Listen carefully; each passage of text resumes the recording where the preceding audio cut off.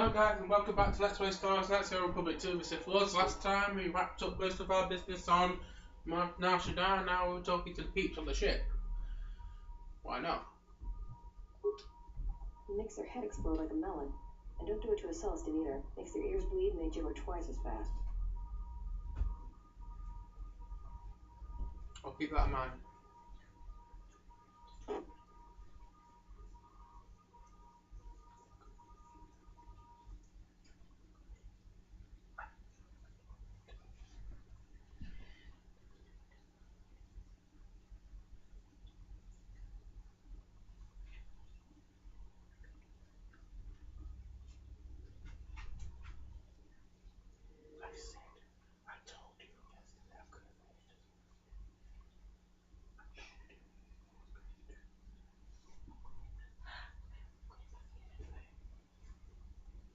I'll keep that in mind. Can I get some from you? Alright. Keep your robes on. There you go.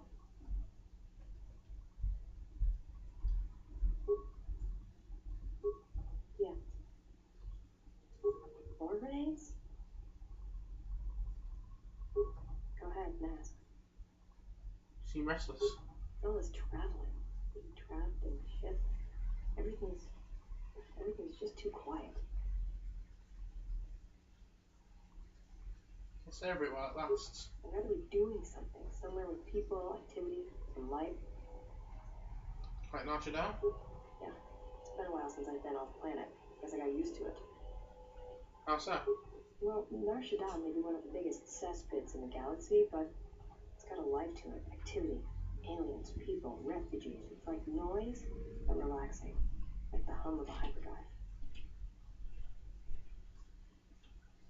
Yeah, well, no thanks. Go ahead. Are you ready for Nar Shaddaa? Look. Talk. About what? Why, you trying to be what? No thanks. Go ahead. Why don't you kill your targets? I've killed people before, but not if I don't have to. Because all life is connected and Malachor proved it. You know what the loss of family means, even to your targets. Oh, do I? Is that it? How you could ever possibly hope to understand is beyond me. Jedi don't have family. I know what happened at Malachor 5, and I know the Jedi didn't care about life there. I've never stopped trying to protect others, even at Malachor. Get away from me. The next time you come and ask me a question, I swear I'll shoot you in the head and dump you out the airlock. To be honest, I've never been down here before. I've never trained Mira as a Jedi, so I'm going to try it. So the first time you see Mira as a Jedi will be the first time for me as well. I wanted to apologise. Whatever, don't worry about it. It's just a sore subject with me. Still, I'm sorry I lost my family at Malachor. Yeah, well, they're dead. That's how that story ends. But not everybody's story has to end with losing their family or their loved ones. And not all the bounty hunting I do is for criminals or killers. What do you mean? There's a lot of lost people out there, scattered ever since the Mandalorian Wars.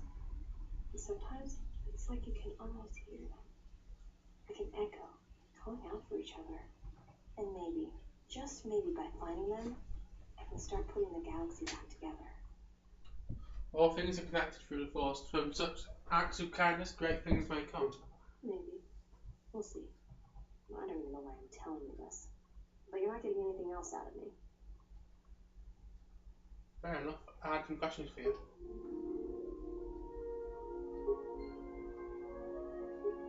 Yeah, something wrong? There's some questions I want to ask. Go ahead and ask. Were you raised in Nar Shaddaa? Yeah, more or less. I wasn't born there. I just ended up there. What happened to your family? Well, the war happened. The first one, against the Mandalorians. My family right up until the end. It's not really a new story. You hear it all over the galaxy. It's what happens after the wars are over that you don't hear much about. They died in the final battle? I think so. After Revan crushed the Mandalorians, planets throughout the Republic were flooded with refugees. I was just one of the others. Me? I got passage to Nar Shaddaa. From there, not much you can do, so I became a bounty hunter. How did you lost family at Malachor 5? There were no colonies. It was the Boo world to the Mandalorians. Take a guess, Jedi. Only two groups of people would have lost family at Malachor. And Jedi don't have families. You're a Mandalorian? As much as any slave becomes a Mandalorian. They took prisoners on every world they conquered to bolster their ranks. And they took a lot of worlds. You were a slave? When I was young, yeah. They mostly used me to carry ammo packs and munitions. Toward the end of the war, they needed everyone they could get. They taught me to fight, to hunt, to survive. I was part of their squad, even when I was young. Everyone served as part of the unit, and I felt like I had a place there. After Malachor, it really didn't matter anymore. Mandalorians lost. Bad. But you know that. I regret the loss of life at Malachor, but there was no choice left. Yeah, I know. I saw the worlds they left behind them during the war. That kind of stays with you. I haven't forgotten it. What happened at Malachor, they probably deserved it. You don't sound too happy about it. Should I be? Maybe I should ask you if you're happy about all the Jedi who died on Malachor 5. Maybe it felt like you lost family there, but I doubt it. They had to be stopped. Yeah, I know. I saw the worlds they left behind them during the war. That kind of stays with you. I have other questions. Go ahead and ask. Tell me a little about Anhar. Anhar's only a bounty hunter because that's the closest word for what he does. He's not out for credits. He's more vicious than that, and it runs a lot deeper. It's like he's out to make the whole galaxy suffer, every living thing in it. He wants to break them, ruin them, and when they can't suffer anymore, he wants them dead. What happened between you and Anhar? I didn't kill him once. Biggest mistake ever. What do you mean? Do you really want to hear this? Yes, I'd like to know what happened. Well, Anhar and me go way back, in the worst possible way. He's from some forest planet in the Outer Rim where Zerka had set up one of their slaving operations. Do you know the name of his homeworld? I don't remember the name. Something with too many K's and Y's. Kashyyyk. Sounds like you're gargling Ronto spit when you say it. Do you know what species he is? No idea. He's just Anhar. I hope there aren't any more like him. I get the impression he's not a good representative of his people, though. He's the equivalent of a madcap hound among Rontos. Some of Over-the-Head's men said Anhar killed his own tribe, but those two crud thugs lie every time they open their mouths, so who knows? So he was a slave? Well, not for long. Once off planet, Anhar escaped from the Zerka slavers and killed them all. Why was he wearing those cuffs? I don't know. I always thought he just liked using them as weapons. It's good he broke free. Nothing deserves to be caged. Well, before you get too proud of him, Anhar figured Zerka had the right idea. I don't think he understood the concept of slavery before, at least on the scale that Zerka practiced it. But now he did. Did you ever hear of Dursan 3, or the ID cluster colonies? Weren't they destroyed? Right. That's because Anhar happened. He makes what happened to his homeworld look like an exercise in community building. He's not a bounty hunter. He's a slaver. A predator. It's like he's out to enslave or kill every human in the galaxy, like he's trying to settle some huge score or debt. I don't get it, but he's dangerous. Who did he work with? Anyone who paid credits. Sometimes he just hunted humans for sport. The ones who survived, he sold to the exchange, to the huts, to anyone who'd buy bodies, living or dead. He and Boga used to do big credit transactions. That hut really liked the look of unwrinkled humans for some reason. Didn't make him too popular with the other huts, let me tell you. So how do you factor in? I was prey. And not only did I escape, but I saved his life while doing it. He's been hunting me ever since. So he wants to capture you? I don't pretend to understand it, but among his people, they have these codes of honor. And somewhere along the line, Anhar's got twisted. His people form these things called life debts. If you save the life of one of them, they pledge themselves to you. That doesn't sound too bad. Well, with Anhar, he can't escape that life debt. It's bred into him. But he hates every other living thing in the galaxy, so pledging himself to someone else, especially a human, is unbearable. So when I saved his life, it was the worst thing I could do. It was like slavery all over again. But it was in his head. It's like it pushed him over the edge. What do you mean? A life debt to Anhar is a death sentence. They'll hunt you until you're dead. When I saved his life, it meant he had to kill me. And so he kept chasing me in hopes I'd die. I think the fact I showed him mercy after hating humans for so long, that was something he couldn't stand. That life tech makes no sense. Tell me about it. Like I said, I get the impression a life debt's supposed to be a gift. But to Hanhar, it's more like a curse to both people involved. What if someone else saved his life? Wouldn't you try to kill them? Probably. But if he had multiple life debts, especially to humans, Hanhar would probably go mad.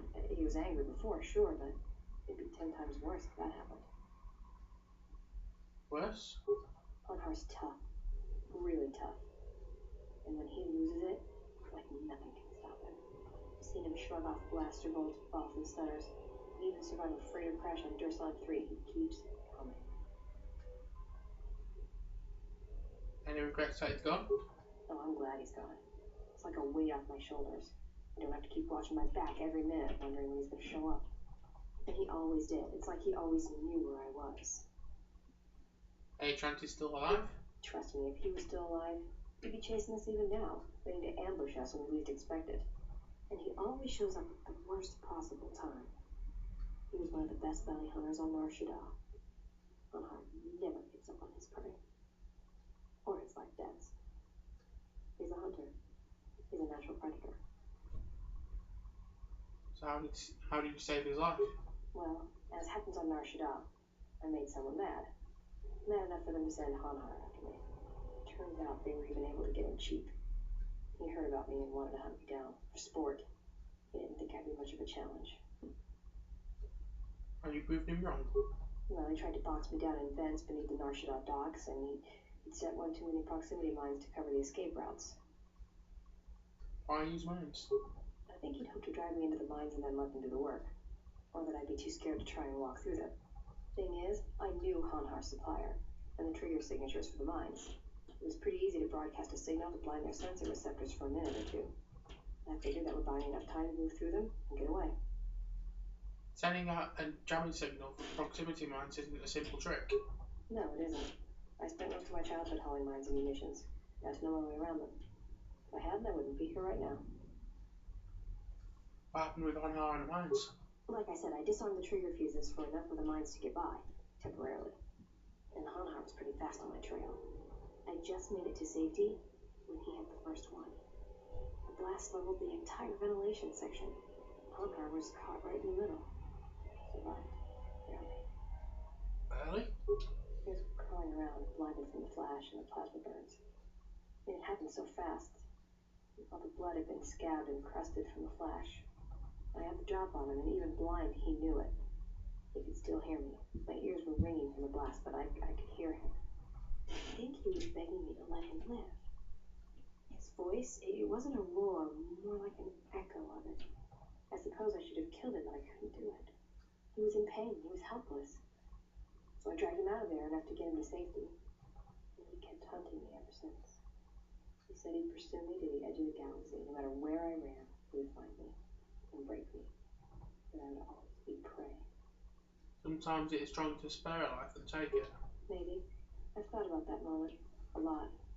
Wondered if I would do things differently if I had another chance. Never mind.